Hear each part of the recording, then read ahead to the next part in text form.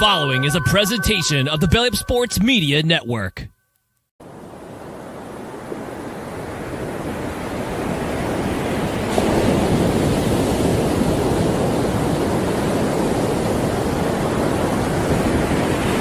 It's time to BS.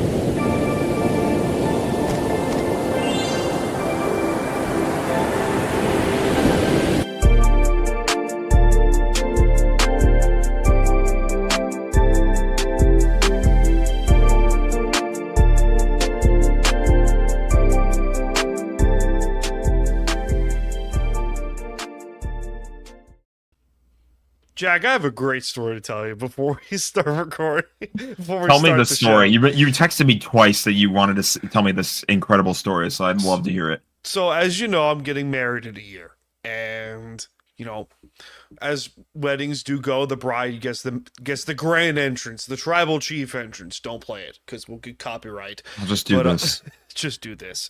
But, yes, the tribal chiefess gets her... That's just a great name. The tribal chiefess gets her grand entrance as the bride. And then she said, by the way, you get your own entrance too. And all of a sudden, the ideas entered my head. Oh my goodness. So I'm deciding whether or not to do the Undertaker's theme song. Like with the druids and everything, with the chant and all that shit. John Cena. That'd be easy. That'd be too easy. It wouldn't suck. Or Stone Cold. Stone Cold. I feel like Stone Cold suits you. I feel like that suits you. Stone Cold would be fun. I mean, I'm deciding between Stone Cold or John Cena. It would be funny. It would be funny though if you picked Jay and then you started yeeting all over that. No, but they need to they would need to understand that the wrestling terminology and stuff like that. I might go Stone Cold, but I would do Stone Cold. Just get 2 beers. People hear the glass breaking, and then they'll know what's going on. If they understand, a majority of like the people at the wedding do know wrestling, but it might end up being John Cena. But I need to get a belt. I need to get the championship belt. You got to do that. I've got the plastic belt. That's good enough, honestly. I want to get the real one. I want to get the big gold belt. Do you have the money for it? I would imagine, especially if you want the big gold belt, I would imagine it's not cheap. Good point. I don't know. Amazon? Facebook Marketplace? I don't know. We'll figure this out. WWE website? I don't know. Probably. They sell belts on there on the shop. They do. They do sell belts on there. I mean, I'm wondering what entrance I should do. I mean, I should put it on the poll. What entrance music should Dan do at his wedding for his entrance? John Cena, The Undertaker, Stone Cold Steve Austin, or Roman Reigns? CM Punk. Oh, with the static and everything? Yeah. Yeah, that's a good one. That's a good one, actually. That's a great song, too. That's from the 80s. But yeah, Cult of Personality is a good song. It is a great song. It's great for the gym, too. But anyway, we're getting off track here. Welcome, ladies and gentlemen, to the Department of BS from the beaches of lovely Long Island, New York. It's time to BS, and I'm Staniel Smooth. Jack is coming to you from the sunny shores of California. Not very sunny today. It was overcast all day long, and it finally started raining this evening. So, dude, it's been raining nonstop over here on Long Island for like 3 days. I think we have we're just in the midst of that kind of like overcast type weather. Like what was it? Yesterday was pretty cloudy. Today it's supposed to be sunny tomorrow. So when's El Nino? Are you near the coastline? Oh my god! What in the world is that? So I just checked the 10-day forecast. 61 degrees today, raining. Tomorrow's 78. Thursday 84. Friday 92. Saturday 94. What the hell? I don't get it. It just goes from cold to on Saturday it's going to be 94, and then on Tuesday it's going to be 66. I don't know. California, like 80-degree weather is not this weather. The thing you need to know if you don't live in California is that in the summertime, in the late spring and in summertime, it's hot as hell, and then the rest of the year it's just what the hell is going on. It can be frigid, it can be warm, it can be like rainy, it can be middle. of the road. It can be overcast, and the only consistency that we're guaranteed is that like during the summer it will be hot AF. Yeah, very much so. I haven't been to California. I want to go. Just feel like, probably San Diego would be my first guess. Cause I don't know. I feel like LA or San Francisco would be too easy. Because that's too easy of a destination. My parents I have guess been to that's San fair. Diego. I mean, San Diego's kind of an easy destination too. Like people think about LA first, but at the same time, it's like they've got some stuff down there in San Diego. They've got the zoo. Yeah. That's a pretty big deal. They've got like Ron the Burgundy. exactly. They've got like the naval base, I think there, and there's like a museum or something down there Yeah. that you can check out. They've got the Padres, which is a thing. They've got an MLS still. team now. Yeah. You said you wanted to get into soccer, MLS. They've got an MLS team. I don't like them so far, but they're They're an there. expansion team, right? Yeah, but their fans are pretty quick to be jackasses. I mean, it's San Diego. I mean, to be fair, the only team that San Diego has, aside from the Padres, is them. So, San Diego FC is what they're called, by the way. all right, I like MLS team names where it's just FC. Some of them are unique. Like you've got the LA Galaxy, you've got the Seattle Sounders, you've got what else? The Houston Dynamo is a good one. I heard the Sounders fan base is awesome at home games. They are. Awesome. So I'm a Galaxy fan, obviously. So there's the rivalry, but the Sounders fan base is pretty good. Yeah, they're weird because Seattle fan bases, aside from the Seahawks, are pretty calm. I would say most of the Seattle fan bases are pretty calm, except for Seahawk fans the last 10 years or so. They're assholes. I can tell you for a fact because that's my own fan base. A lot of them are jerks, but a lot of them are cool too. So yeah. I hate the Niners too, which is what really counts. Which is true. Good point with that. So Jack, how you been, dude? Doing good. Vibing. Just vibing. Just vibing. That's the best part. Yeah, exactly. Got a new kitty, little baby kitty that we talked about before the show. Little nugget.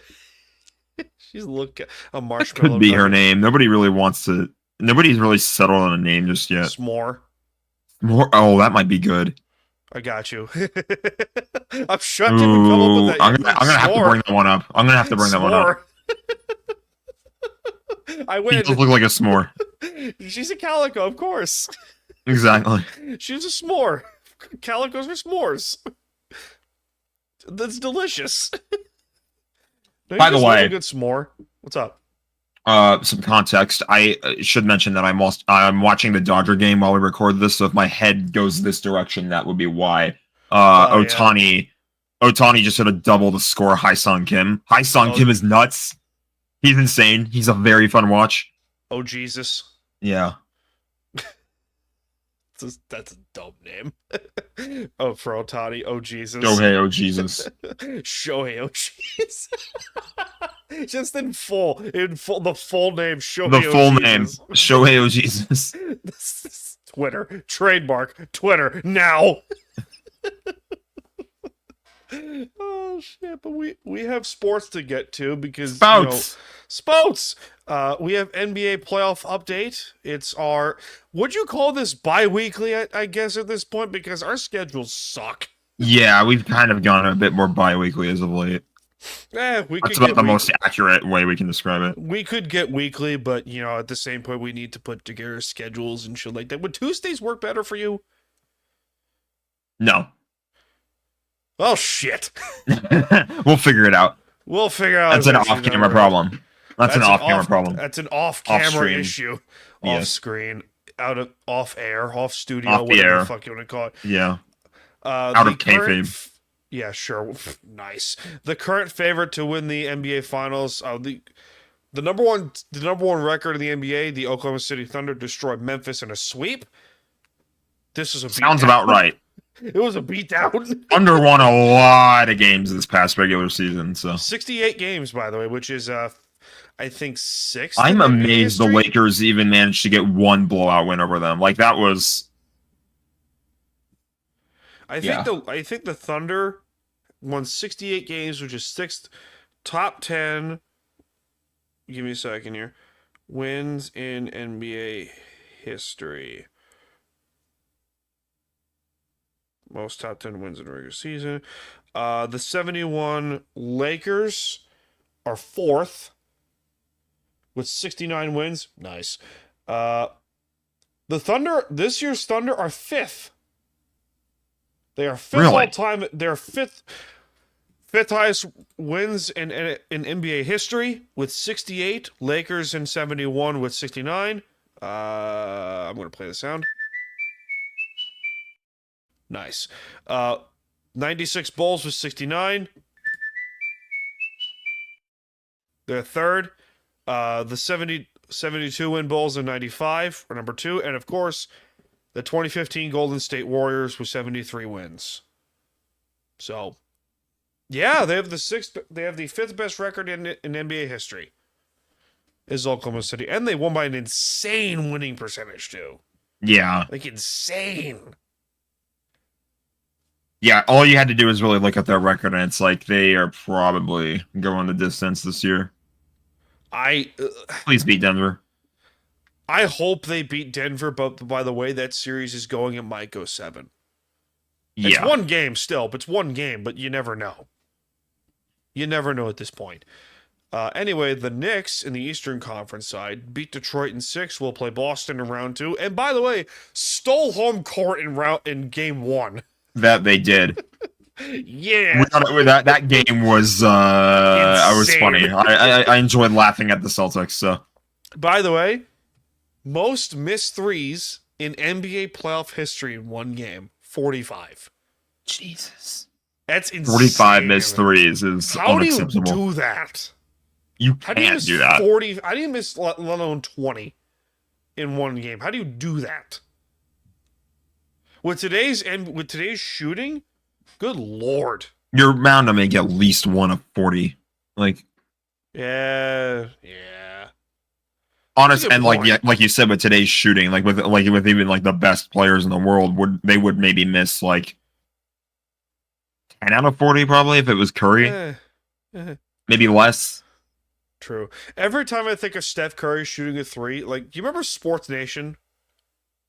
I think so. ESPN back in the day. So Sports Nation would post memes back in the day, and they would post like Steph Curry making binoculars with his hands, and go like, target inbound, I spy chicken curry.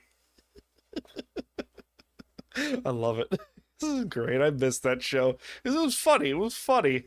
Max Kellerman was on it for a while. We like funny. Yeah, it was good. We like funny sports. That's why I watch Pat McAfee. Yeah, I hear it. Because it's funny. You can't have serious sports talk all the time. You just can't. Having good sport, like, you can have a good chunk of like the more serious sports talk. Like I do that all the time, but at the same, I feel like I consume more than enough of that to the point where it's like I just need to laugh about it too. You know, which is where we come in. Exactly. That's why the soundboard I have is like really active when we're watching football. I'm watching football with my friends. I'm always online and we're like playing sound effects to games every now and then. I love it. Obviously, we watch the game seriously and we take the game seriously, but like we have fun while doing it is the point. So yeah, it's the point. I mean, you gotta have fun with watching sports. Hey Jack, so where are you on the fence with this Lakers team? Because for context here, for those listening, the Lakers lost in 5 to the 60 Minnesota Timberwolves. This series should have been closer than it was.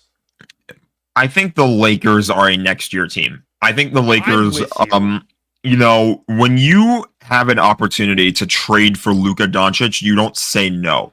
Like, you take that opportunity by the horns. Fuck you, Nico Harrison, by the way. Thank you, Nico.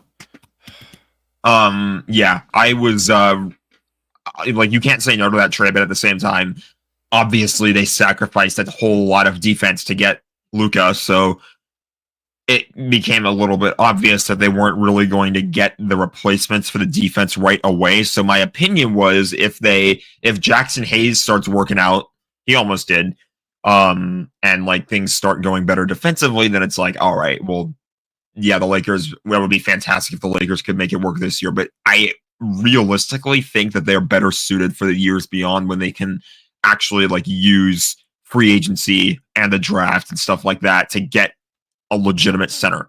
Who's your big man? Hayes right now? isn't a legitimate center, but It's Jackson Hayes, right? Jackson Hayes, he's our number one.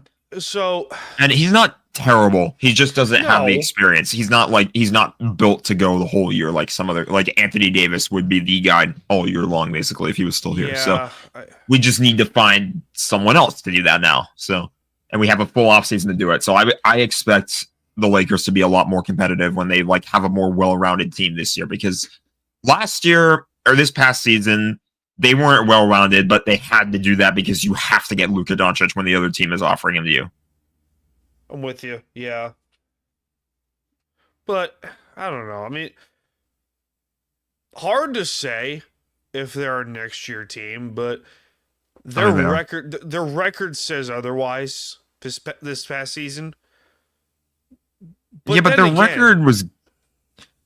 I don't think that really matters that much, because it's like you've got a whole new team going into next year, basically. And Yeah. a whole new team. You've got obviously like your core three is LeBron, assuming he stays, Luka. Yeah, Austin assuming he Reeves. doesn't retire. Assuming LeBron doesn't retire. But honestly, when I say this, I think LeBron retiring this offseason could be your benefit. It could not. It really just depends on the situation. Like, I don't think LeBron is necessarily like the reason the Lakers are losing. I get it. Some people want to view it that way, but it's not true. It's not true, but it's not incorrect. And I see that. I do see that. It's not like totally incorrect. It's like a middle ground, basically. But I don't think, I think I just don't want it to get to the point where like the Lakers build their roster around whether or not LeBron is going to come back. Like, I don't want them to like start. I don't want them to start building a team and then like be pestering LeBron all offseason. Hey, you going to retire? You going to retire? You thought about it yet? You going to retire? And then he says yes, and they're like, all right, cool, we've got a team that can go win. Or he says no, and we're like, all right, we're screwed. I don't want it to be built around that. Like, Luka Doncic is the centerpiece now. He is. That's just what it is. Blatantly, he is. I do want to touch on one more thing in the basketball department, because, aside from the Knicks being, my hometown team and stuff like that, I do root for the Miami Heat as well. Simply because of, the legacy and Heat culture, and I'm a Pat Riley guy. Miami got smoked by Cleveland in round one. Smoked. In a sweep. And, Bam Adebayo. Well, What's up? finish. Go ahead. Bam Adebayo got a little bit questionable to say of comments that he said, saying like, yeah, the guy in the silver hair is going to make the changes. I expect us to make major changes and blah, blah, blah. And where do you stand on this whole thing? I know that you're not like, aside from the Lakers, like knees deep in NBA talk. But at some point Here's my perspective. We were just talking about how nuts the Oklahoma City Thunder are. And they lost. The Miami Heat lost to the Cavaliers. The Cavaliers were the same thing in the East. Yeah. They're kind of that team where it's like, well, if you win, great. If you don't, you lost to like a world beater team. What are you gonna do? Yeah. I don't think I'm agreeing with you in the sense of I don't think the Heat are going to make massive changes to where we think they're going to go. Because in reality, they're not that far off from like, hey, a 5 seed, a 4 seed. They're not Boston or they're not Cleveland. But they're kind of where Milwaukee is right now, which is like, not limbo, but sort of limbo, if that makes sense. But at the same point, the Heat have pieces. Tyler Hero's really good. Mm-hmm. Bam Adebayo is really good. Mm-hmm. They got a couple other pieces. The Jimmy Butler trade may have been a saving grace, sort of, depending on who you ask. And they got a top 5 coach in the league in Eric Spoelstra. Top 5 coach in the league. Okay, I see that look. Maybe top 10. I'm thinking about it. I'm not going to say no. I'm not going to say definitively yes or no. But I see where you're coming from. Yeah. It's hard to say. It's hard to say because we've seen this before where, teams get like too enriched in, being just average in quotes. I mean, look at the Orlando Magic in years past. They were just average for years.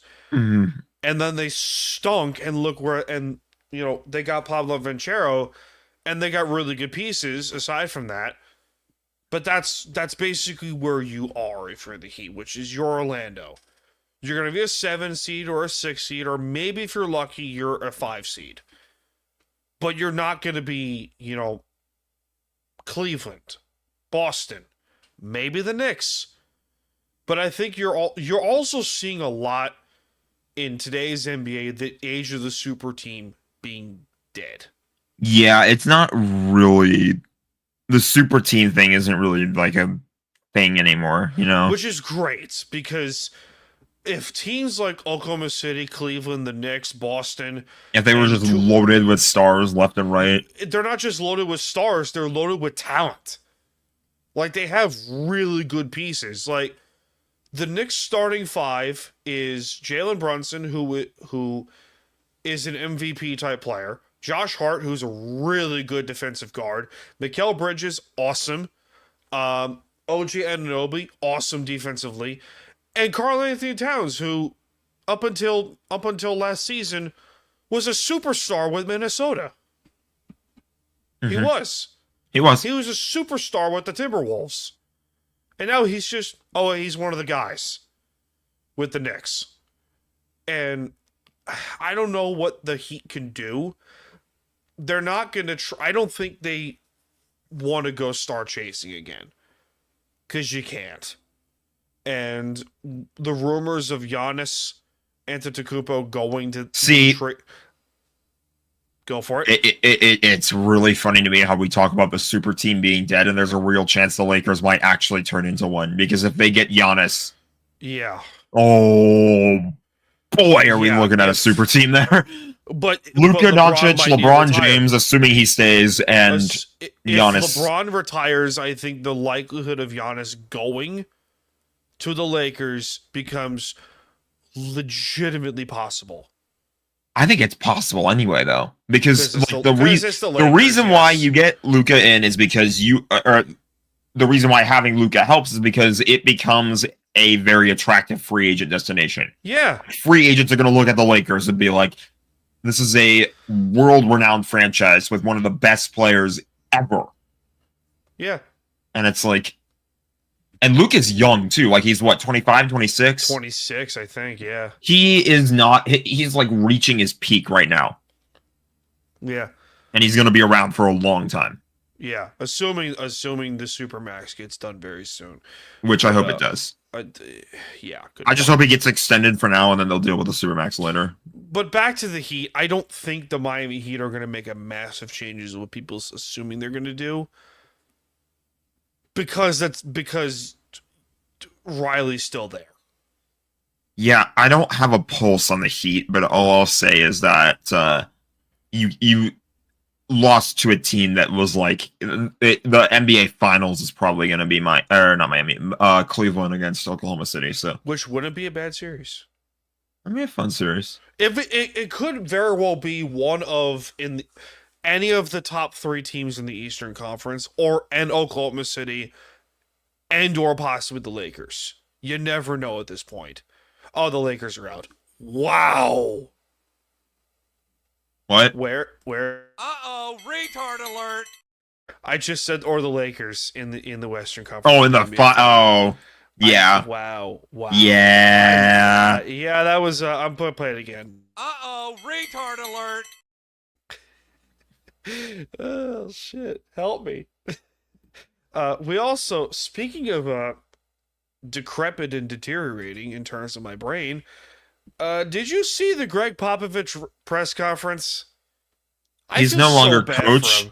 He is no longer coach. He is El Jefe, however you say it. I feel so bad for him.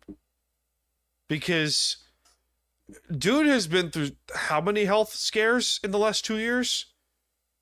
How many? And I get you want to be the GM, and I understand that. But take on technically a much lighter role in terms of, going from coach to GM and stuff like that. But,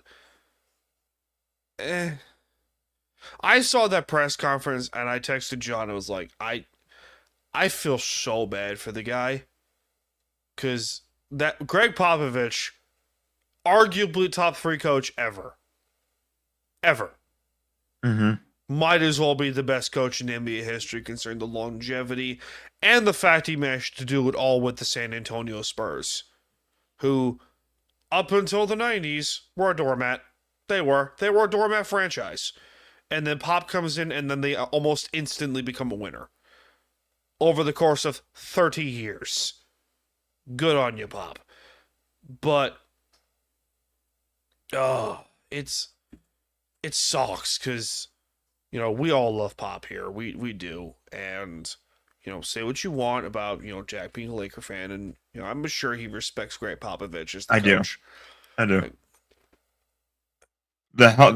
Just when I hear this stuff about, like, the health scare, it's like, I would think that he should probably step back. Permanently. Yeah, I hear you. It's like, we could make all the jokes in the world about Ric Flair and stuff like that, about not wanting to retire at the age of 70. Pete Carroll, much? Pete was different because at the same point he was 70, but he didn't see like he was 70. Ric Flair was 70, but felt like he was 90. Greg Popovich is probably it. I don't know, but the Pete thing was more the fact of the brother wouldn't change. Yeah, I get it. And that's more stubbornness than anything. And I get it, but for God's sakes, it was just bad. It was so bad.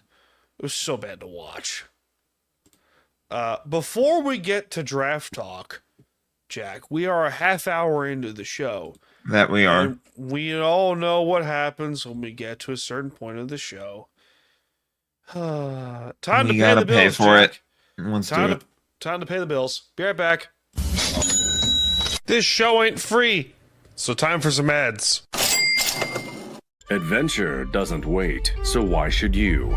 Meet the Commodore, our homage watch to the classic GMT watch, engineered for explorers who never stay in one place. Crafted with Swiss precision, 20 ATM water resistance, and a scratch-resistant sapphire crystal, it's built to thrive on every journey, whether by land, sea, or air. Durable, dependable, and designed to fit, the Commodore is ready for every horizon. I forgot I muted myself. So that's it, friends. Thanks to our friends over La-Touraine Watches for sponsoring this podcast and all the various other Time to BS family of shows, including the solo show I'm possibly rebranding, BS sessions, Seahawk sessions, and so forth. Use the promo code time to number 2 in BS for 20% off your order at La-Touraine.com for some sweet deals over on the website. And get some sick fucking watches, boys, because those are nice pieces. And highly recommend to anyone who is looking to get into the watch game. Go check them out, La-Touraine.com. We got the draft to get to, Jack. That we do. And I'm going to keep the comments of Shedeur to myself until we get to that point. But we will start off with the first overall pick. Cam Ward from the University of Miami goes first overall. If there was, obvious. Like if there was any doubt, it was erased when they made the Titans signed. They signed Tyler Lockett right before the draft, like the night before. So it was kind of like, okay, well, they're just getting a new weapon for their new QB. They're obviously taking Cam Ward at number 1. Which, Tyler Lockett, for a rookie quarterback, is not the worst weapon in the world to have. Tyler Lockett is underrated as hell. Like, Thank you. Hated playing against him when he was on the Seahawks. You would attest to this. Like, I did not like seeing him lined up in the... Like, when the pass went his way in the red zone, it was like, yeah, he's probably catching that and scoring, so... Toe tap. Some ridiculous toe tap, yeah. That was so ridiculous. Like between him and Doug Baldwin in the course of the last 15 years of Seahawk football. Best toe tappers in Seahawk history, aside from Steve Largent, because Largent's #1 by far. The man was called Yoda for a reason. So there you go.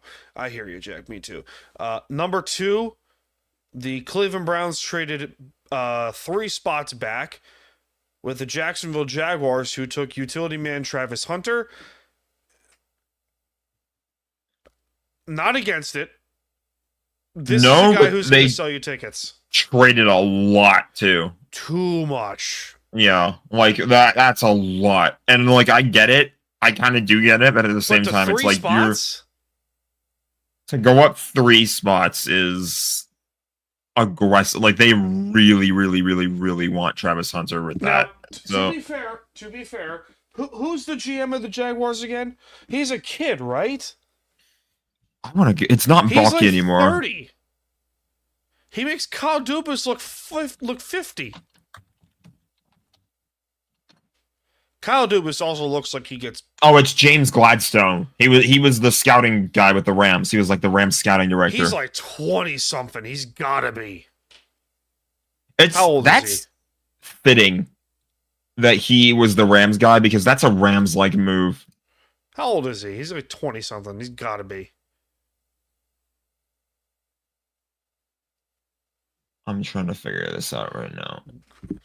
Wikipedia exists? Or NFL.com? No, that I don't know if you could trust that, but whatever. Will Wikipedia show it? Wikipedia doesn't Probably. always show. I mean, Jaguars GM James Gladstone. Man, looks like he gets stuffed in lockers. He was born in 91. Wikipedia doesn't have his exact birthday. It says it says 30? Born. Wikipedia says born 1990 or 1991. No way he's in his mid-30s. There's no way. That's scary. You know what? This is a way to get butts in seats. Travis Hunter. That's a way to do it. Yeah, I mean, that'll help.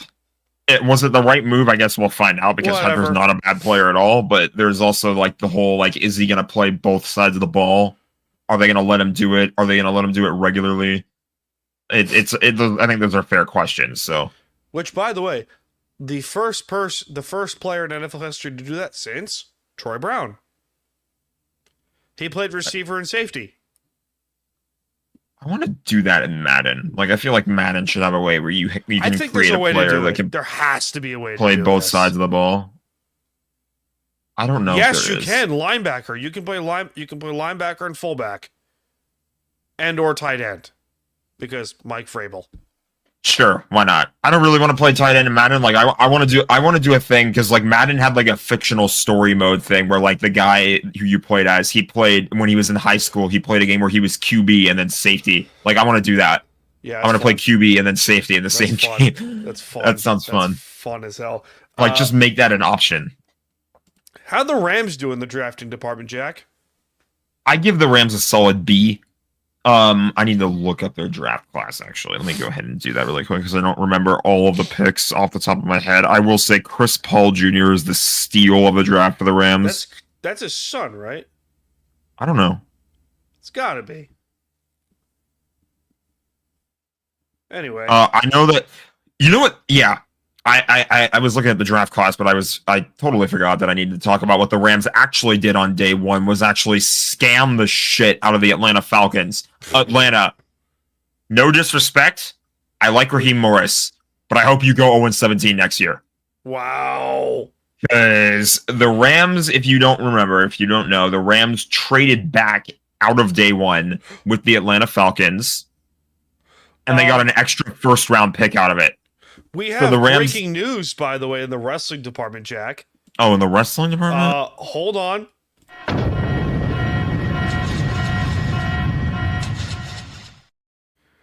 Do you remember a certain name by the name of Elias? I do. He just returned in NXT as TNA Elijah. So, Jack, WWE stands for... Oh, damn, you don't know that sound? I don't think I do. Well, Walk with Elias. All right, that's all right. I tried. But yeah, back to the Rams draft. Anyway, I tried. You did try. Okay, so the Rams, Terrence Ferguson was their first pick. But again, the scam of the Falcons was, I think, the highlight of day one for them because, like, now you have 2 first-round picks next year in a loaded QB class when we're kind of at a time where we're in a time period right now where we need to start thinking about a world post Matthew Stafford. So, and I think that if the Rams, if it is true that the Rams end up wanting Arch Manning, they will go all in to try to make it happen. So, oh, good lord, there are some good options out there too. Like there's Drew Aller too. So Allard realistically, the kick and run. As a Penn State fan, I can tell you, kick and run, and he's got a missile of an arm. Yeah, that sounds like something McVay would want. So I wouldn't hate Aller if Manning was off the board. That's a McVay pick because Allard is probably QB number 2 in next year's draft because he did really well for Penn State the last 2 years. Yeah, I think we just need to see a bit more of Arch next year too, and also the possibilities there that Arch might not even declare for the draft. But assuming he does, then yeah, that would be what we go for. Yeah, which is why I hope the Falcons go 0-17. Wow. Yeah. So Terrence Ferguson, like the pick, good tight end depth.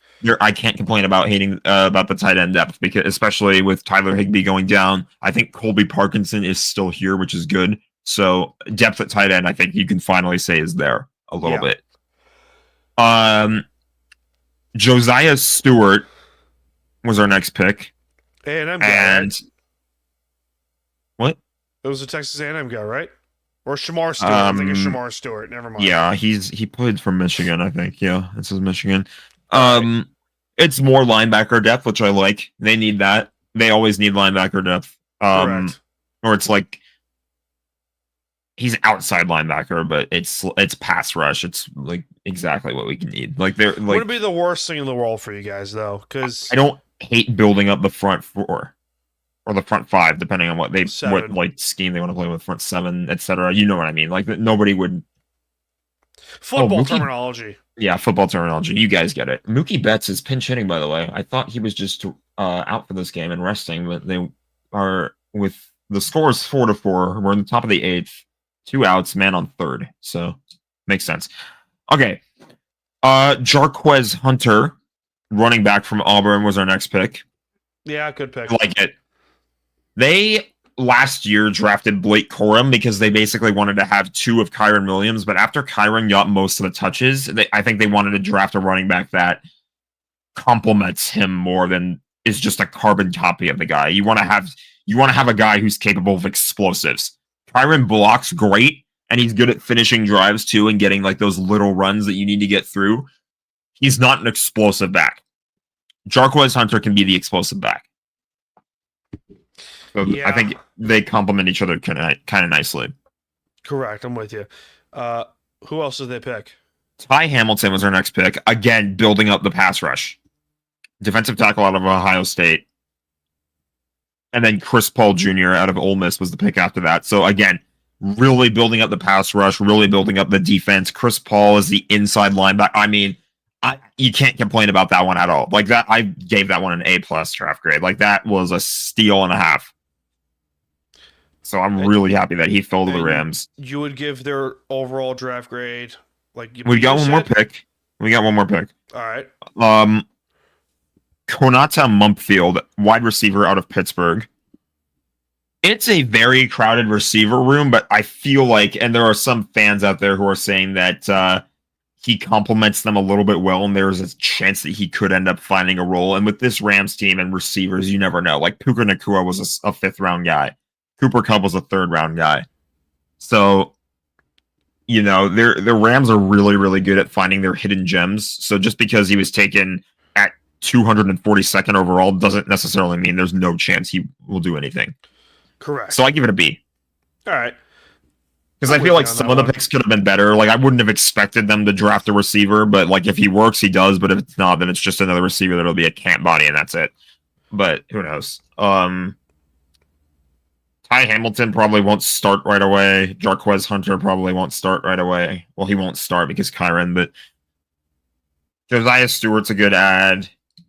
Terrence Ferguson won't start either. That's a thing. Like a lot of those early did Mookie just home run? No, he flew out. He flew out. I would have been sick if he did another home run. Marked out. Yeah. Nah, I think that there a lot of those pieces are good ads, and I think will contribute at some point in the future, like especially the early round picks. But for the immediate future, it's depth, which is never a bad thing. Because the one thing I always say is you don't want a team that falls apart because one guy gets hurt. Detroit fell apart defensively when that was our O-line last year. Yeah. I'm surprised we didn't really look at O-line this much this year. I'm kind of stunned with that too, but at the same point, I mean, your scheme is an O-lineman's dream. So we did add Coleman Shelton. We brought him back. That's a reunion in free agency, and I wouldn't be surprised if he is starting next year. So, all right, keep an eye out for that. Seahawks had a good draft.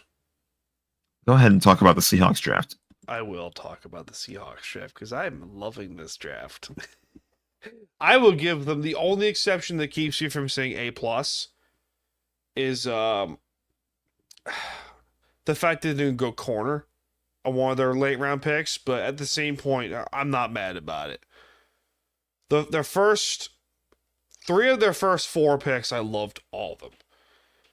Nick Emenwari, who draws Cam Chancellor comparisons, that dude's a missile and a half at safety. Traded up to get him, by the way. Jalen Milroe, quarterback from Alabama. He draws Jalen Hurts comparisons too. And then Gray Zabel, offensive lineman from North Dakota State. Love it. They also drafted a fullback in the 5th round. Fullbacks! Meat! Where is it? Meat! We love meat. We do. Not in that way. Don't take that out of context. Don't take it out of context, please. Not in that context. We're talking like deli meats and chicken and stuff like that. You know what I mean? And fullbacks.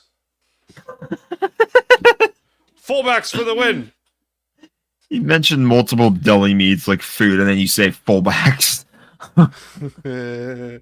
But yeah, I think what helps with the Seahawks draft this year is that a majority of these guys are going to start. Zabel's going to start. That's good, but bad, I feel like. Emenwari is going to start. I mean, Emenwari is going to start absolutely. Because I don't know if you saw that dude's tape or not. That dude's a missile at safety. Here's the thing. I think it's both a good thing and a bad thing if you have a draft where a lot of people are going to start. It's a good thing because it's like, okay, well now you have guys that like you know that your team is like actively building a roster that you can trust. Yeah. Or at least you think you can trust. But that's the bad news is like your roster is in that position where you're needing to rely on draft picks to start. I'll be honest with you. I feel like this might be a bit of a hot take. It might not. Go for it. Jalen Milroe might be your best quarterback right now. He might actually. You're not wrong, but you're not wrong, but you're not right at the same point. The reason why you're not right is because he's a rookie still, but you never know. Yeah, that's what That's why it might be a hot take. Is what I said. So if Darnold decides, hey, I'm going to shit the bed right out of the gate, then yeah, Milroe goes in. Yeah, I'm with you on that part. I remind you. And you're not going to like this reminder. I know. 9 8 sacks. sacks.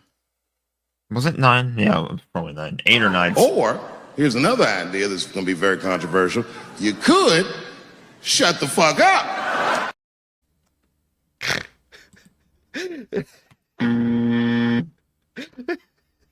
I don't shut up. You know me. I know. It's okay. If I don't think I know what I'm talking about, then I'll shut up. No, I know you do. You know what you're talking about most of the time. You do. You do. Stop it. No, I'm just saying if I don't think I know what I'm talking about. Oh, okay. Then I will shut up, yeah. But if I feel like I do know what I'm going to talk about, then I'll say something. We forgot to mention the elephant in the room of this entire draft discussion here. Yeah. So who saw this coming? Who A lot saw of people. Shedeur Sanders drop into the 5th round? I didn't. I thought after he fell out of round 1, I thought maybe he would fall to like round 2 or 3, but he ended up falling all the way to round 5. Whatever. Like, I think I take more. You know, Shedeur is going to be carrying with him like a lot of like the baggage that comes with being Deion Sanders' kid. Yeah. And I feel like, you know, it's like the unfortunate circumstance, like Lonzo Ball, for example. That's where I immediately thought of this whole thing was Lonzo Yeah. LeVar Ball. It's immediately the first thing I thought. It's like your dad has like such a bad PR standpoint that's like it's kind of hard to like out like you have to let the guy, you have to let him be his own guy. You have to give him his opportunity to prove himself.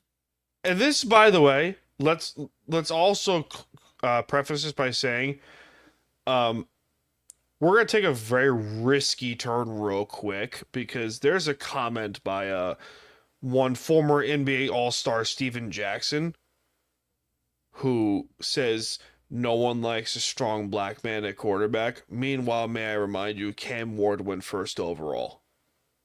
Yeah, that's not the greatest comment in the world to make. Get out of here with that shit. Tone deaf is the highest order because first of all, it's not this isn't a race thing. It never was. If you actually paid attention to the film, Frankie, perfect example. Our boy Frankie Vitorini from U Stadium. He perfectly said this. The dude's footwork and decision making sucked. And it doesn't even help the fact that he didn't bother showing up to his pre-draft meetings and the pro day and didn't throw the combine either. Football related issues why teams aren't drafting him. Like if you're not even going to be at the combine, that's a problem. Yeah. I think that you know it's you know these are football related decisions why he dropped as low as he did, but I think it also is like. I feel like I'd be stupid to say that conversations weren't had about like you know the PR that comes with being who he is. So it's like what really did him in. Yes, you're correct. What did him in ultimately was his off the field thing, his off the field bullshit. Yeah, and you know I will say too. I think the wrong team drafted him. Like the Browns, who already drafted a QB in the same draft. Didn't they draft 2? Yeah, that's what I said. That's what I meant. There was a second one. They drafted. Okay. My brain just got fried. I forget who the Gabriel. first. Yeah, Dylan Gabriel. Who's not bad. But not bad. Yeah, you already drafted a quarterback, Cleveland. Like I'm a little bit more confused on what the hell the Browns are going to do because they've got like a ridiculous QB room. So, and I don't mean ridiculous in a good way. Like there's a lot of people there. There's another elephant in the room I forgot to talk about here. One ESPN's Mel Kiper Jr., who, by the way, went ape shit because Shedeur Sanders is his 5th rated prospect and his 2nd highest rated quarterback in this entire draft. Mel Kiper, why do I listen to that guy anymore? To quote Bill Tobin, to quote former Colts GM Bill Tobin, who in the hell is Mel Kiper? Like, this is a guy who's never put on shoulder pads. He's never stepped foot on a gridiron. And this is a guy who's telling teams who they should and shouldn't draft. Get the fuck out of here. Get the actual fuck out of here. But sure, let's make this about how Shedeur Sanders is your 2nd highest rated quarterback and your 5th highest rated prospect. Oh my God, the Dodgers with a double play of the year. Anyway, but that was insane. Sorry. No, that was ridiculous. Like it involved a throw home. Anyway, Jack. Never change, buddy. But it comes into play here of how tone deaf do you need to be? How tone deaf do you need to be? Do you actually watch the tape or do you say this shit to stir up the pot? That's what this screams to me. This screams, hey, I don't give a shit about the fundamentals or the actual real parts about playing quarterback in the NFL. I care about ratings. I care about stirring up controversy. I care about this. I care about that. It's like, no, fucker. There is a reason why Shedeur Sanders dropped the way he did. Yes. Because he's a PR. There are always going to be, for the most part, I should say, football-related reasons why things like this happen. Yes, correct. But he is a PR fucking nightmare. Shedeur Sanders was a PR fucking nightmare. And that is why he dropped. That's not going to be a good look. It's not because of race. It's not because he was, a Sanders kid. No, it's because he was a PR fucking nightmare. And let's be honest here, Dion and Shedeur, you did it to yourself. Good fucking job. Thank you, fuck you, bye. Wow. Need I say more? I think you got it off your chest. Yeah, I pretty much did at this point. We got to go to break real quick because this show ain't free, as we know. But we will. No, it's not. We will get to wrestling in a second. So with that being said, let's go to our friends of a Righteous Felon Beef Jerky. So pay the bills. This show ain't free, so time for some ads. Righteous Felon Craft Jerky is the official jerky of Belly Up Sports. For over a decade, Righteous Felon Craft Jerky has led the American meat snack revolution by concocting delicious, adventurous, U.S.-sourced jerky recipes for uncompromising carnivores across the country.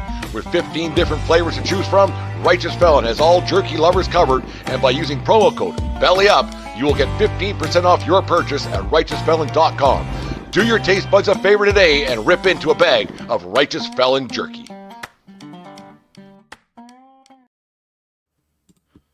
That's right, ladies and gentlemen. Use the promo code BELLYUP in all caps for 50% off your next order of various jerky flavors at RighteousFelon.com. Great meats. And no, not in that kind. To keep it PG. Shut up. That was bold to make that joke during an ad read. It's fine. If I get yelled at, I get yelled at. It's fine. But hey, just enjoy some jerky. Yeah, I know it's kind of bold. My fault. But it was great jerky over there. RighteousFelonBeefJerky.com. Use the promo code BELLYUP for in all caps for 15% off your next order. Jack, I have a question for you, my friend.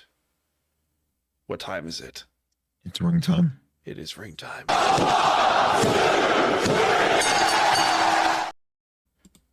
That's right, ladies and gentlemen. It is time to enter the ring. And do you mind if I kick ring time off with a little bit of breaking news? Uh-oh. Hold on. Where's the sound? Give me a second.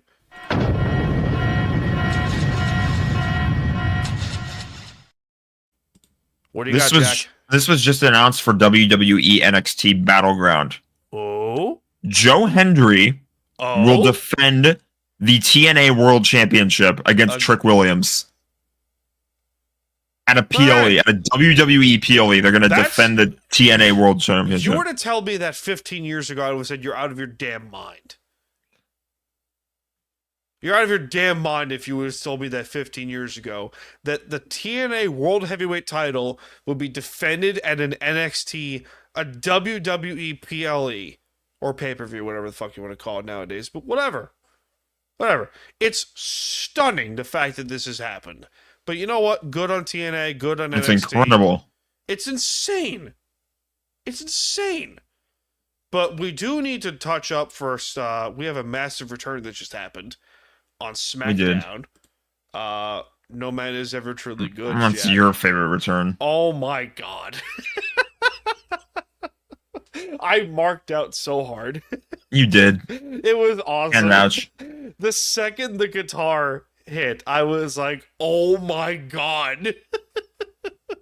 It was amazing. So for starters, for those listening, Aleister Black, formerly known as Malachi Black with AEW, was a former NXT champion with WWE in his first stint. Has been gone for 4.5 years, 5 years, something like that. Was with AEW for a little bit as Malachi Black with the House of Black, and I've been a huge fan of Aleister since his NXT days. And when they released him the first time, I was severely disappointed. But then when the news was circulating over the last couple months that, hey, Aleister Black could be on his way back to WWE, I was like, please make it happen. Please book this man into an assassin. And I would love it. Love it. And Black Mass might be one of the coolest and quickest finishers I've ever seen. It is awesome. It's just spinning heel kick to the face. Yeah. Good night. Just good night. We also have on Monday Night Raw, Evolution 2.0, Seth Rollins and Braun Breaker with Paul Heyman to start. And the World Heavyweight title was defended last night on Monday Night Raw. What a swerve. I think everyone was kind of expecting Jey Uso was going to defend against Logan Paul at Backlash. That match was never put on the card, and then last night they come out of nowhere and they say, hey, surprise, Jay's going to defend tonight against Rollins. Yeah, I'm kind of stunned they didn't put Jay on the Backlash card, but whatever. I was a little, shocked when it first got announced, and I was like, they're not seriously considering taking the belt off of Jay, are they? Like, this early. That would be so stupid if they did that, but... Spoiler, it didn't happen. It did not happen, no. That's where I was going to go, was the idea, I guess, was they wanted to protect both Jay and Seth, so I think both of us kind of realized that there would be some kind of interference, and the way it was pulled off was fantastic, because I think... it was great. We were talking about Braun Breaker, especially now, when, I didn't tell you this, but, my thought was, okay, well, Braun Breaker's watching this match ringside, there's no way he's not going to get involved. We talked about Sami Zayn. We didn't talk about CM Punk. Yeah, that didn't come. That was fantastic. Having CM Punk come back, ambushing everybody with a chair, so the match ends in a DQ, which means Jay retains. And therefore, my text bubble lives to fight another day from Jack and his wrath. It does. Jay Uso, I've mentioned, is my favorite before. There's a time and place for him to lose the belt. Yeah. But it's not going to be for a while. I think this run's got to last a while. So it shouldn't be. SummerSlam at the earliest, in my opinion. Yeah, sure. But we'll see how that goes. But this was unless he wins it back immediately, he loses it, but then he wins it back the next week. So or goes for the US title. Never know. That too. Well, he's got to end up on SmackDown for that. So yeah, good point. Good point.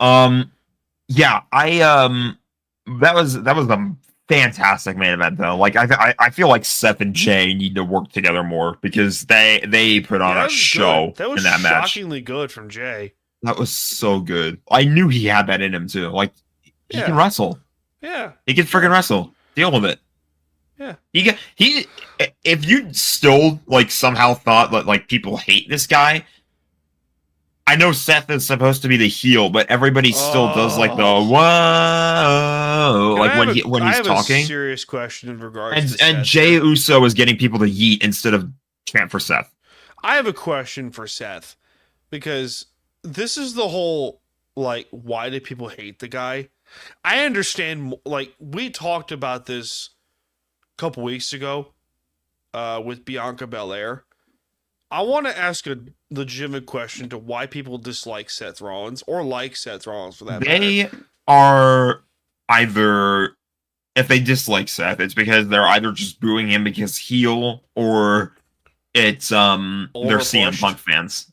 Or overpushed. Either or overpushed. See, this I don't think he's that overpushed, but he's not overpushed, but there comes a point where he's too overpushed. When he was when he was the World Heavyweight Champion, there was a couple times where he should have dropped the belt early. Mm-hmm. There were a couple instances where he should have dropped the belt early. To Drew McIntyre, the first time, should have dropped it. That's a hill I will die on. But I will also give him credit. He did manage to booster up Shinsuke Nakamura, for what it's worth, into great title defenses. And Finn Balor probably should have dropped it to Finn at SummerSlam, to be perfectly honest here. But because if there's a man that deserves a title shot, a title run, it's Finn. Yeah. Good God, Finn Balor deserves it. But What they're doing, he is in a good storyline right now, but yeah, you're right. Eventually, I feel like they gotta put something back around his waist. yeah, so the whole hating Seth Rollins I kind of get, because he's in that weird sweet spot of he's either too overpushed or too underpushed. There's never a sweet middle in there. Yeah, but I feel like if he is getting, I feel like though, like if he is getting booed or shit like that right now, it's because he's a heel right now. Like he's just like, I feel like he was always kind of a tweener beforehand. Yeah, But now this is like he's with Paul Heyman, for crying out loud. Like this is heel Seth. My third guy in theory has to be Austin Theory. It could be. I've heard rumblings, although this is just dirt sheet shit, so take it for what you will. But I've heard rumblings that this is it, and there won't be like a full faction. Like it's just going to be these three. It's got to be Austin Theory. If there's a perfect opportunity at a third guy in this group, it's Austin Theory. I feel like Austin Theory though is about to turn on Grayson Waller, which is where this comes into play. You never. Yeah, but I feel like it could just straight up be like a face turn, but we'll see. Yeah, we'll see at this point. We'll find out where things go. We got a preview of the PLE, Jack. We have Backlash to preview. Yes, we do. From the Edward Jones Dome, former home of the Rams. Is that really where they're having it? They're not having it at the Enterprise Center? Is it the Enterprise Center? I thought it was at the Enterprise Center. Someone Google that for me, please. From St. Louis, Missouri, we have 4 matches. 3 titles are on the line, including the undisputed title. Yeah, Enterprise Center. Thank you. Where the Blues play. Okay, got it. We have the first match of the card is the U.S. title fatal 4-way, also known as a meat fest and a half. Between Damian Priest, Jacob Fatu, the current United States champion, Drew McIntyre, and LA Knight. Yeah. In a fatal 4-way, and this is going to cook hard. I just hope they put on a good show. Obviously, Jacob should retain, but Jacob's gonna retain. There's only this is the only realistic option. Or here's the or part of this whole thing that people aren't paying attention to. Drew McIntyre, if he wins the U.S. title, can become a Grand Slam champion. Or Solo costs Jacob the belt. I wouldn't be surprised if Solo did something, because the thing is, it was going to be a triple threat. I think it was going to be a triple threat, and then Solo yapped a little bit to Nick Aldis, and Aldis was like, yeah, you're right, let me add this guy, and now it's a fatal 4-way. Which wasn't the worst option in the world, to be perfectly fair here, because, all 4 of these guys deserve title shots. Exactly. Like, this is a fantastic match. I really just hope they put on a good show. Yeah, they should. We also have the Women's Intercontinental title match between Becky Lynch and Lyra Valkyria, and I wanted to give props here to Lyra, because before I thought she was the cowardly babyface at first, with the unconfident babyface, and now this is why you need to go fuck yourselves when you say Becky Hogan, because Becky Lynch is one of the 5 greatest female talents in the history of this business, by far, because of this situation right here, because of this shit. Because you have a situation where Becky didn't have to turn heel. Didn't have to, but they made her turn heel. Why? To put Lyra Valkyria over. Becky said that she wanted to do this too. Don't forget that. Yes. And I should also mention too that like Lyra now is like they finally let her cook on the mic. Thank you. And she can talk. Yeah. She did a great job in those promos. She can. There's a reason why she was NXT Women's Champion for a hot minute. There's a reason why management was so high on this lass for as long as they were. There's a reason. Because she is fucking good. And Becky, give her credit, and I'm sorry, the people are there say, well, what about Becky Hogan? I'm like, it's not Becky Hogan. First of all, Charlotte Flair is a 14-time world champion. Sasha Banks, Mercedes Moné holds 4 belts in her hand in AEW. Okay? If anyone deserves to be Hogan-fied, it's Charlotte and Mercedes. Fuck all the way off with your thumb up your ass. That's it. Becky Hogan, my ass. But yeah, Lyra should win. And they may push this feud to Money in the Bank over in LA. But you never know. Where do you stand on this, Jack? Maybe. I think we'll see how far it goes. It's kind of crazy to think how quick Money in the Bank is approaching. Like, we're only a few weeks away from it. And Crazy. Backlash is on Saturday. Crazy shit. When is Money in the Bank this year? It's in June, right? Yes, on the 7th. Okay, got it. They're going to build up really fast. It's got to be. The qualifier match is going to start Saturday, bro. Yeah, they're like Friday or Monday, I think. Probably. This coming Saturday is the go home, and then they have the Monday Night Raw after, so that's when they'll start qualifiers. The qualifiers start then. Okay, got it. We also have Pat McAfee versus the Ring General Gunther. This is how you build a supervillain. Yes. Gunther choking out Pat McAfee after, based on the idea that Gunther is crashing out because he lost to Jay and is like, other people are calling him out on it. Like, the people who are like calling the matches and meant to cover the matches are calling him out because he tapped out, which is fair. And Gunther's like, screw you. Yeah. They're just making him a supervillain, though, which I get it. That's why I understand it. Like, they're trying to really make him a supervillain. And while I'm not sure Pat McAfee anyone had on the bingo card as the first opponent he would face after losing the title, to be fair, you let Pat McAfee cook. To give Pat McAfee credit where credit is due, the guy can wrestle. The guy not only can wrestle, he can talk. And they let him yap on the mic last night, and he kind of coached Gunther. I won't lie. Yeah. So I feel like this match actually has a little bit more hype to it than we first thought. There's weird potential with this whole thing. There really is. Which is weird. My fiance will not stop texting me with the stinking cat. Did I really do that much? The little marshmallow. She's a cat lady, Jack. I get it. This is a woman who has a portrait of one of her cats on her thigh. Need I say more? No. Okay, there you go. The main event of the card, we have the undisputed title match between Randy Orton and John Cena. 10-year-old me is loving this. This is incredible. Oh, I love it so much. I'm looking so forward to this. I'm a little giddy little 10-year-old again. I love this shit.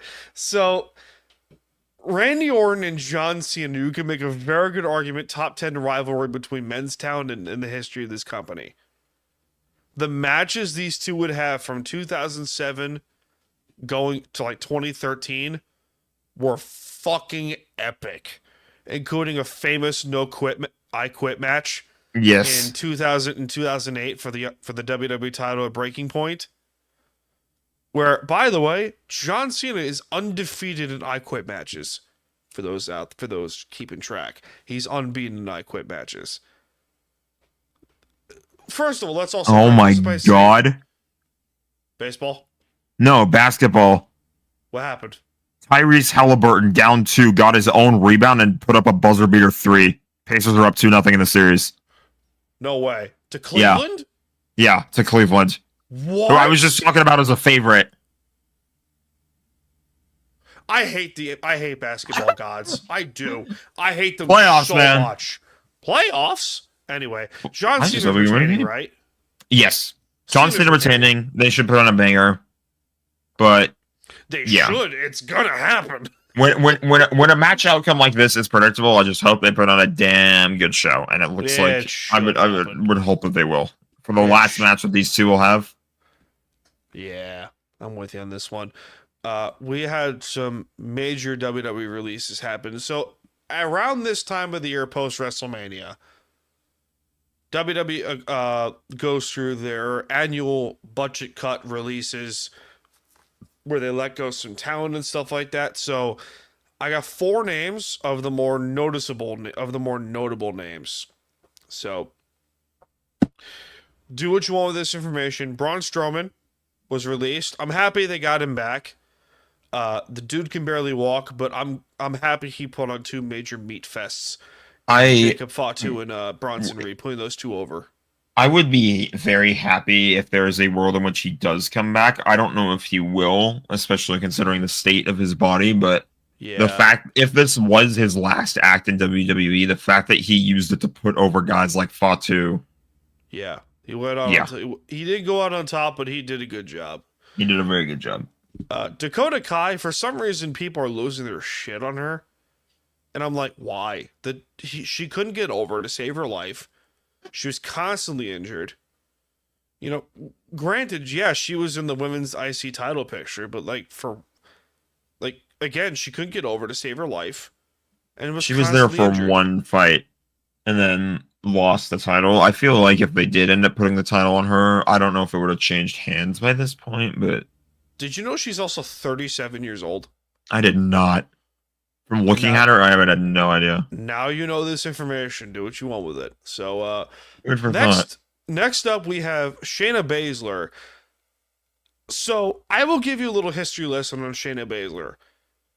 She is a former 2-time NXT Women's Champion. She was called up shortly around WrestleMania 35-ish, I want to say.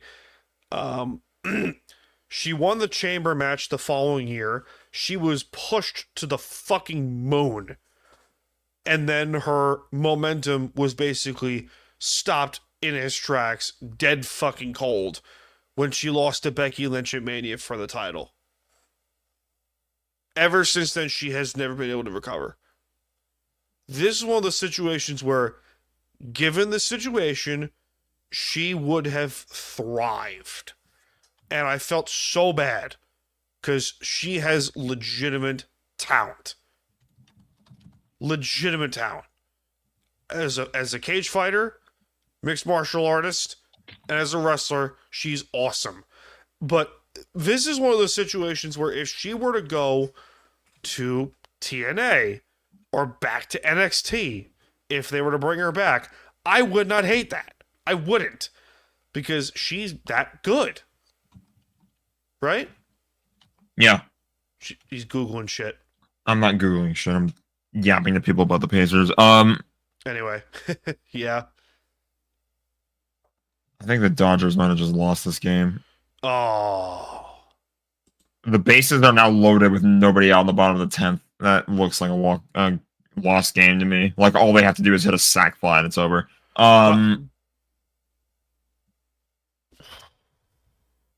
A little annoying because it's against the Marlins, but whatever. The Marlins are weird.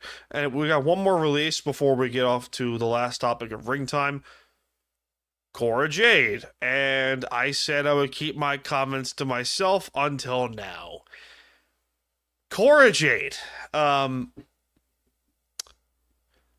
Less than 48 hours after being released, she already had her OnlyFans page link up and running. What the fuck is where I'm going to start with it. And I didn't see the infatuation with Cora Jade. I mean, yeah, she looked good, whatever, but that's about it. She said something about like body shaming. Body shaming my ass. And now she has an OnlyFans page. Like, yeah, so she's fuck all the way off, people. Pot neat kettle right there is basically what I'm getting the impression is what just happened. But I don't know the full details, so. Oh, it's like, what the fuck is it? Hypocrisy is in full force. Like, yeah. Really, dude? You're gonna pull this shit about the body shaming thing? It's like, only 27 days until I steal your hearts and your wallets. Fucking really? Like, I don't want to be that guy to say, like, listen, at the end of the day, what? Game's over for the Dodgers. Anyway. You walked off. Anyway, I will say this, as respectfully as humanly possible. You do you. Whatever the fuck you do in your free time is up to you. And judge free from me. However, you go out and say shit like, oh, WWE officials were body shaming me, and then proceed to go, double down on your statement and do OnlyFans. Fuck all the way off. Get out of here. Just fuck all the way off. You know what? Where is that sound? Where is that delightful sound? I got two of them. What you have done has made God very unhappy. And? Or, here's another idea that's going to be very controversial. You could shut the fuck up. Just, it's, what the fuck? What the fuck? Anyway, what did you think of The Rock's comments saying he's basically retiring the final boss character? He said the final boss's work is done. I don't think he meant that it was done. I don't think he's done as the final boss. Where's my water? I do think what he meant is like his work for now, like with getting like John Cena to turn heel and like ruin wrestling, whatever, like set that storyline in motion. That's sort of what he meant by that. I have a bottle of my face on it. Yeah, you do. That's great. Fantastic. I'm annoyed because it doesn't really get this. I feel like I get the sense, and like he probably admitted this too. I think he did not realize how integral he was to the story. Like he said, he said he didn't show up because he didn't want to get in the way. He didn't want to like steal the spotlight. But I don't think he realized like he was at such. He's like literally the epicenter of the feud and ever of the heel turn. Like push the damn thing. Yeah. So he's got to be more self-aware. He's not fully self-aware right now.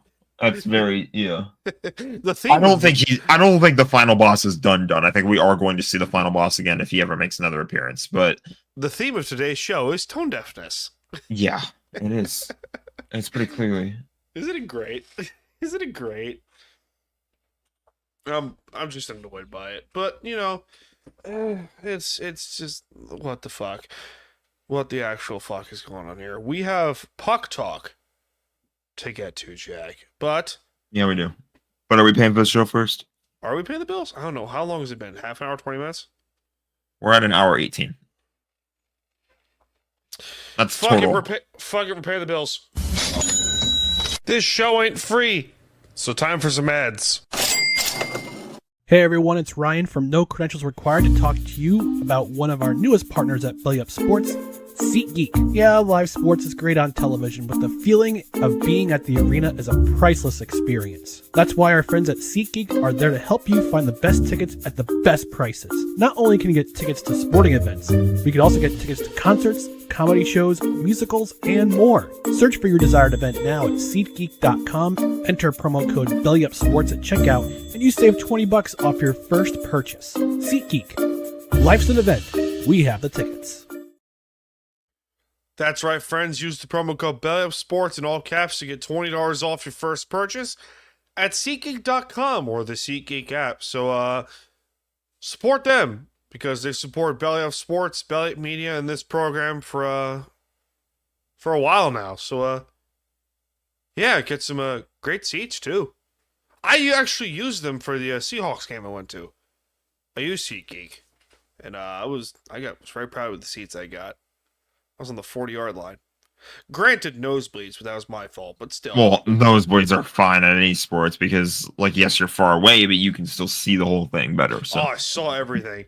I ran into a couple of, from a few lads from across the pond, from over in England. They came over here from England to go watch the Seahawks play. I was like, oh, what's up, lads? How you doing? It was awesome. I almost made a couple jokes that you guys want to go to the pub after this? They probably didn't say no. Probably, I would have loved to do that. Also, Caps and Washington are tied in overtime, game 1. Ooh, I need to get that on. Now that the Dodgers game is over, I would love to watch playoff hockey OT. Puck. We do have puck to talk about, Jack. Puck talk. That should be a new segment and a new sound we have to work on. Yeah, it should. Puck talk. Do you want to laugh at the Blues?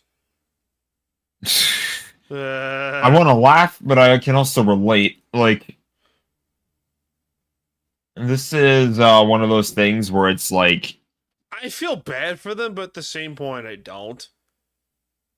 Because, you know, St. Louis at least has a good future ahead of them. You know what I mean? I guess.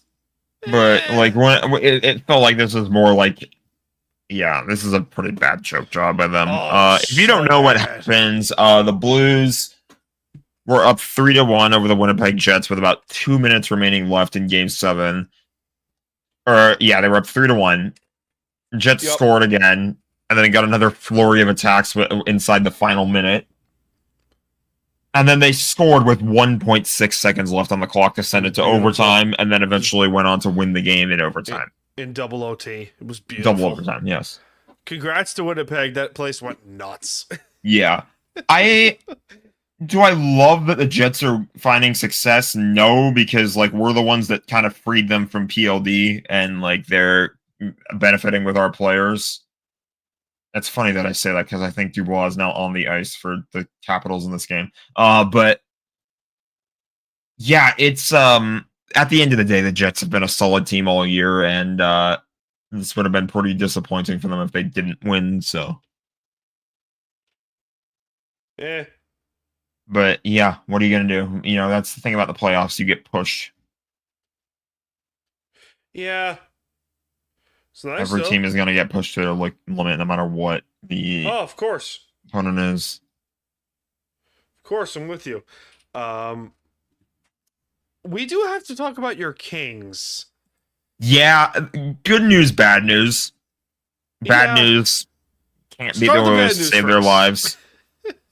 Can't beat the Oilers to save their lives. I don't know how you managed to do that, but like at some point, there are no excuses, and it just becomes a matchup thing, like one of those WTF matchups where it's like, okay, well, you just can't beat them. It's like I hate to say this, and you're gonna play a soundboard, but it's like how the Rams under the Jeff Fisher years would always beat the Seahawks.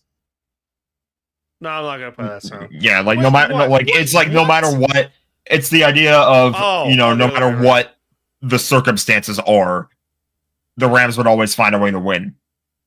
It's kind of like that. Like it doesn't really matter like how good the 2015 year, the 2015 that type of era. It's like okay, they would just win games no matter what, and it's like maybe that's the case here. I don't think it is though. But hard to now say. We get to the good news. Yeah, sure. We do get to the good news here with the Kings because do you have a sound for this one, Jack? I'm looking for it. But freedom. You can see my pit hair. Cut out there. It cut out there. It cut out? Yeah, it cut out. I don't know, you have cables or some shit? Hold on, I got it. What about that? Like, it sounds a little better, but hold on, I got you. Woo! Yeah, baby! That's what I've been waiting for. That's what it's all about. Woo! Better? Sure. All right, there we go. I don't know why I did that, but whatever. Yeah, whatever. The Kings let go of Rob Blake as general manager. This was expected, sort of.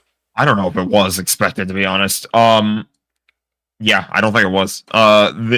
Rob, listen, up and down tenure, put a lot of down. You had 8 years. You had 4 consecutive playoff series, never mind against the same opponent, and you couldn't win. At some point, this is making change for the sake of you have not won a series in 10 years now. Yep. Like Dean Lombardi had 2 Stanley Cups for the Kings, and he had a shorter leash. Yeah. Like people were saying, like, oh, you don't want to blow it all up. You don't want to fire the GM. You don't have to blow it all up when you fire a GM. You just have to let go of the GM. You have to have one that knows more about building a roster that can win long term. And I don't know if necessarily like replacing him is going to be easy. And I know that there's going to be a lot of thoughts on who does come in. I would prefer if it is someone that is outside the org. But, at the end of the day, you haven't won a series in 10 years. You haven't won a series since you won the Stanley Cup in 2014. You got to do something. Amazing. You cannot let this continue. Like, you have to make change for the sake of making... it's not just making change for the sake of making change. It is making change for the sake of you haven't won in a long time. And at some point, I think the Canes just scored. Who scored? It was tipped in. It was a shot from the blue line. I'm not entirely sure who scored. Was it our friend? Does Svechnikov wear 74? He wears 37. Okay, because the guy wearing 74, it wasn't Slavin. Jacob Slavin looks like he's at the center of the. He looks like he's at the center of the bear hug. So, I think it is going to be Slavin's goal. Aww. I'm sad now. What was I saying before that happened? You don't rebuild you can't rebuild the team just by firing the GM. Well, you don't need to blow it all up, and you don't need to be in a rebuild just because you fire the GM. Yeah. But yeah, 10 years is way too long, and I remember where I was now. Rob Blake on an expiring contract, this is the end of his deal, so he wasn't necessarily fired, but the team, it was a mutual agreement. And when he openly said that, going into this past season, he said that the goal this year was to win a series and get out of the first round. They did not do that. Goodbye, Rob Blake. You have had more than enough chances. Something's got to give. Yep. Agreed. So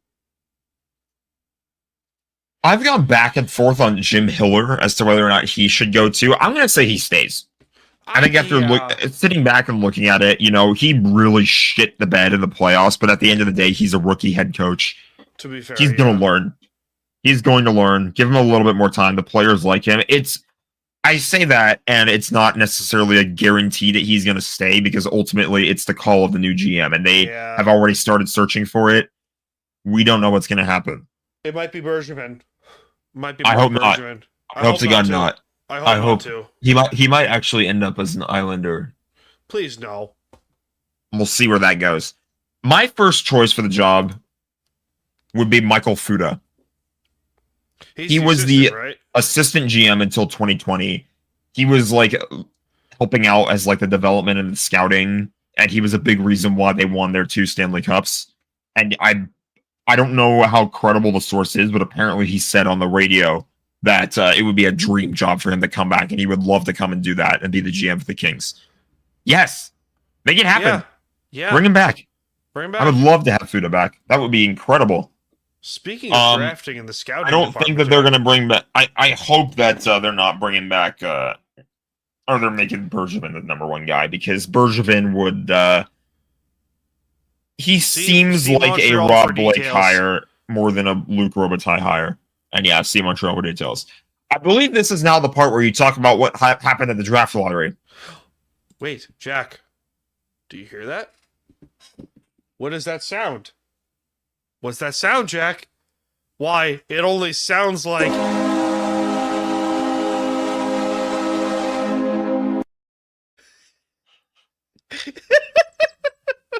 Congratulations.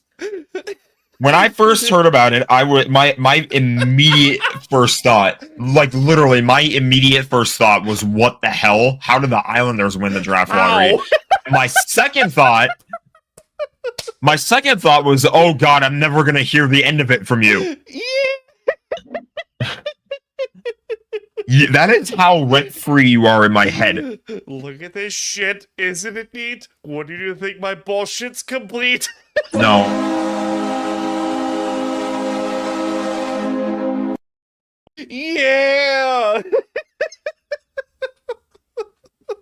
The fact that this team got the first overall pick, when I saw I watched for shits and giggles. I was like, there's no way they're gonna get the first overall pick. My expectations were they're not gonna get the first pick. They're gonna pick 8th or 4th, the highest. And when I saw the 13 ball pop up for the last ball, I swear to God, I thought I was gonna be like Will Ferrell in Old School and just go streaking. It was hilarious. It was hilarious because I texted blame you if you did. I texted. Yeah, true. I also would have been put to jail, but no one wants to see that. But as soon as I saw that, I was like, I hear a sound again. It has returned.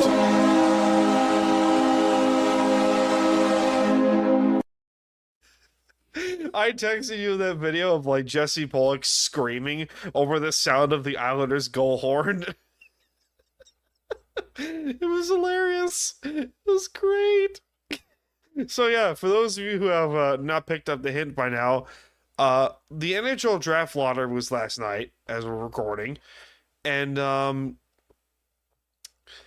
you know how it works is, you know, it's like a random slot lottery ball system, blah blah blah, and somehow, some way, the Islanders went from having the 10th slot in this whole thing to winning the whole damn lottery and having the prized opportunity of the first overall pick in All the I will say, 2025 NHL draft. all I will say is that this is why it's a lottery.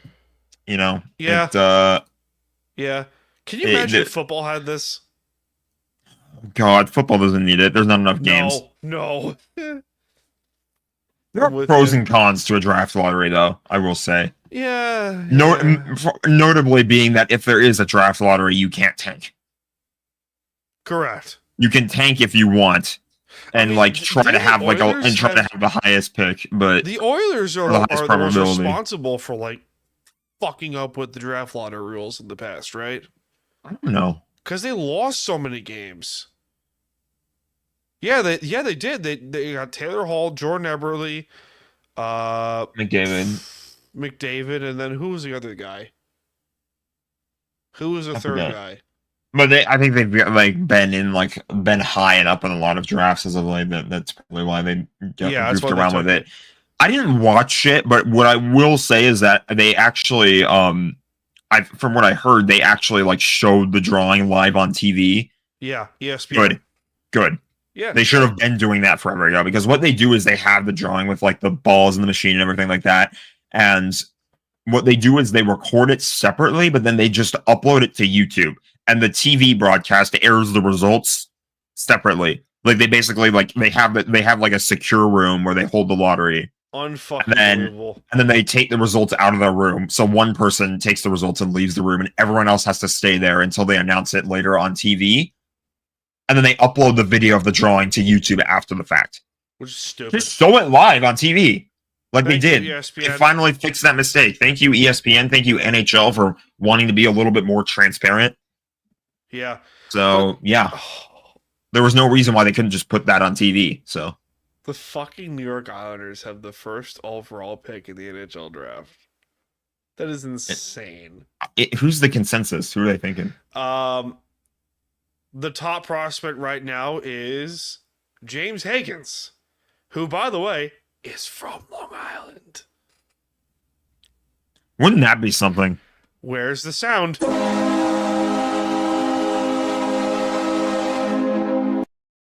I gotta get a King's Horn for you. I gotta do that. I got one. I know you do. The logo showing up isn't the same, but good point. It's there. It's close. It's there, but I gotta do it with the video pop up. Yeah, make sure you get the right logo, please. Do you want the Stanley Cup Champion Kings logo or the current one? The current one. Got it. I like to stay up to date, so.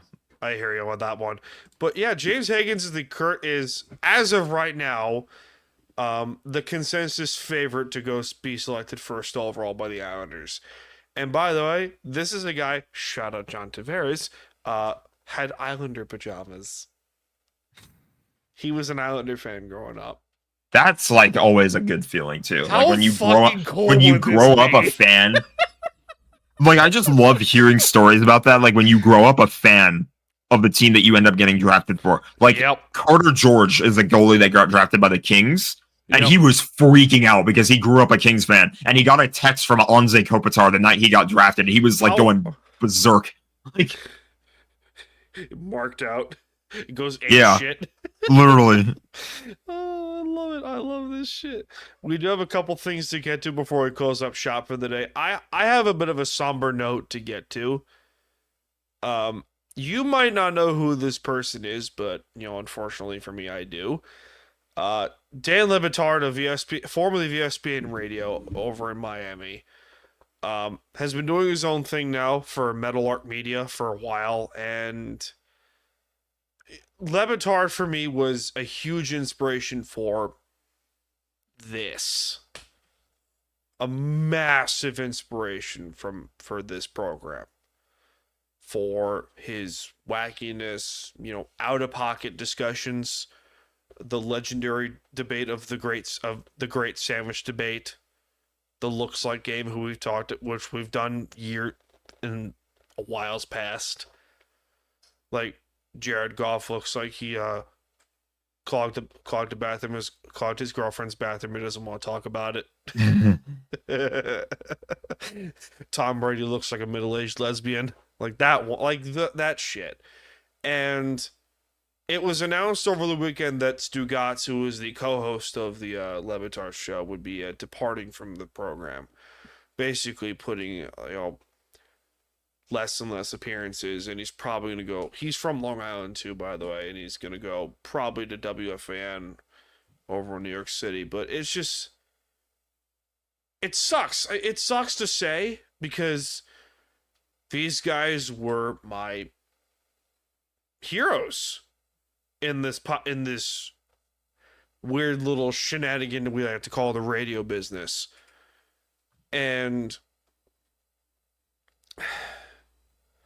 a lot of their show nowadays, since they left ESPN, has been politics this, race that, very sports little, and not of the show that I fell in love with. And it sucks because, I'll still listen to the clips of the old show on YouTube to get some inspiration for this crap, which I love doing. Don't get me wrong. I'm sure we both love doing it. And there comes a point where, your childhood starts to slowly dwindle away, and it sucks.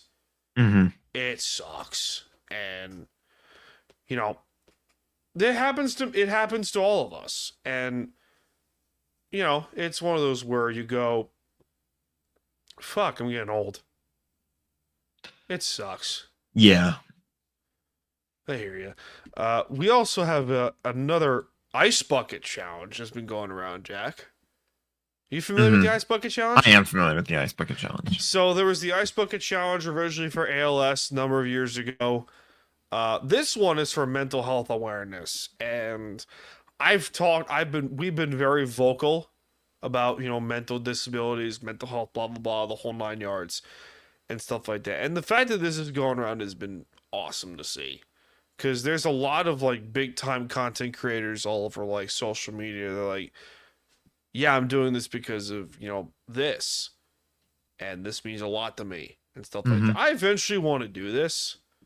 I don't have a 5-gallon bucket, and I want to get one. But I also want to get creative and use, giant blocks of ice and, just freeze it. But I want to get, an ice tub. Just stay in the ice bath for, 5 minutes. Realistically, not possible, but you know what I mean. No, I wouldn't do that. I would just get dunked, and that would be it. We have something here in the Northeast called the polar bear plunge. I've heard of this. You just jump in the freezing water. Jump in the freezing water. You swim as far as you can go, and then swim back. It is terrifying for those. I would not. No, you're not doing it because compared to me, you're a fucking twig compared to the polar bear that is myself. Exactly, but I still wouldn't fucking do it. Either way. Still not fucking doing it. I hear you, dude. Do you have any final thoughts before we close up shop, dude? I don't think so. I feel like we've kind of touched on everything that needed to be touched on. We did. This is an hour and 40 minutes later. Yeah. Wow. Crazy shit. I love doing this. This was unplanned too, for the record. I literally was like, you know what? I'm not doing anything today. Let's jump on and spew bullshit and chaos. Yeah. One of us. One of us. With that being said, ladies and gentlemen, thanks for tuning into this episode. Time to be with Staniel Smooth and Jack as well. Be sure to follow us on Twitter at Staniel Smooth, at Time to BS Podcast, and at Starblade125. Clips of the show at TikTok at Staniel Smooth, as well as at Time WS Podcast on Instagram. My name is Jack Mitchell, is coming to you from the sunny shores of California. I'm Staniel Smooth. I'm coming to you from the beaches of lovely Long Island, New York, and we will see you in this life and most certainly the next one. Yeet. Cheers. Yes.